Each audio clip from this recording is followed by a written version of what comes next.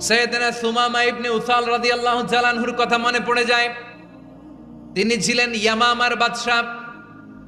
মদিনাতে বিশ্বনবীকে হত্যা করার নিয়তে এসেছিলেন। গোপনে গোপনে বিশ্বনবীকে হত্যা করে আবার ইয়ামামাতে তিনি ফিরে যাবেন। কিন্তু কি অবাক করা কাণ্ড, হত্যা করতে পারে নাই, সাহাবাদের হাতে তিনি ধরা পড়ে গেলেন।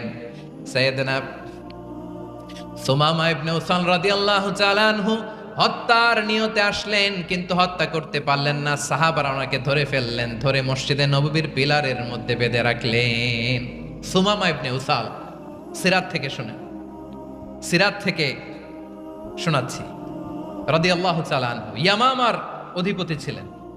ইয়ামামা বিশ্বনবীকে হত্যার জন্য আসছেন, ধরা পড়ে গেছেন, এখন মসজিদে নববীতে বেঁধে রাখছেন, তার মানে বন্দী।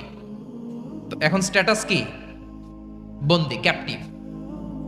বিশ্বনবী সাল্লাল্লাহু আলাইহি ওয়াসাল্লাম সাহাবাদেরকে বললেন, তার খোঁজ খবর নিও,